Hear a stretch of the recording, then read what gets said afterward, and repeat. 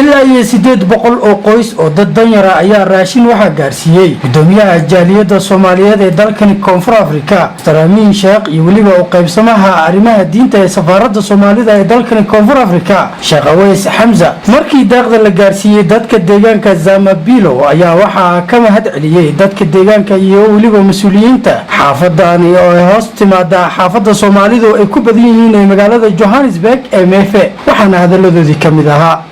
sadarkaysan alxamdulillah maanta waxaan imaanay xaafadan Meefer noogu degan oo diriskana la ah Zamabilo oo degan ilaa dad ku dhawaad 4000 ruux ma arkaysa isugu wada jiraan foreign iyo local dad South African ah marka alxamdulillah maanta waxaan keenay 800 qoys raashinkoodii oo lagu talagalay 400 South African ah iyo 400 dadka local oo foreign ka ah la degan marka arintan waxaan iska kaashanay jaaliyadda Soomaaliyeed walaalkeena oo hogaaminaya gudoomiye Caamir Sheekh iyo xafiiskayga arrimaha diinta oo qaafta ee safaaradda Koonfur Afrika arintan waan wadi doonaa biidnillaahi subxaanahu wa ta'aala inta awoodeena ah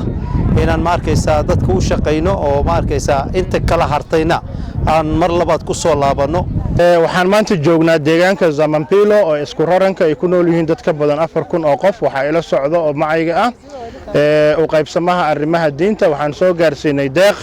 dad gaarayo 800 anagoo oo doonayna insha Allah ta'ala haday maanta xaaladdu si wanaagsan ku dhamaato in 4000 oo qof oo ku nool oo ka soo kala jeega dalalka Congo Mozambique Zimbabwe iyo South Africa inaan gaarsiino xaaladdu waad arkaysaan waxa ka jira baahi badan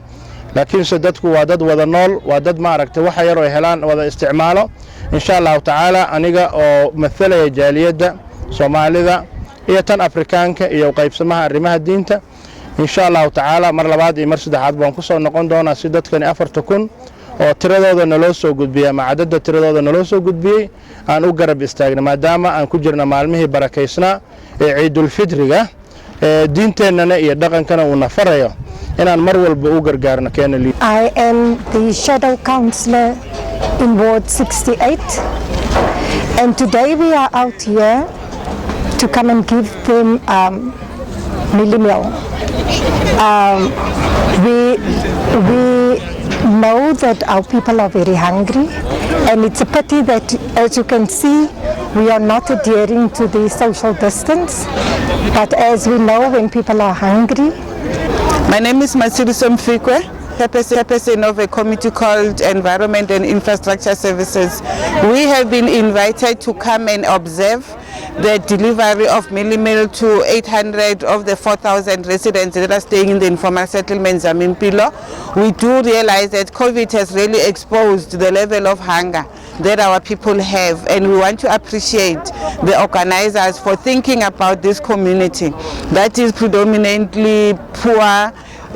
working class, but they are not working, as well as a lot of foreigners here that live together with our community. Abdulhakim Ibrahim, Shabelle TV, Johannesburg, Koonfur Afrika.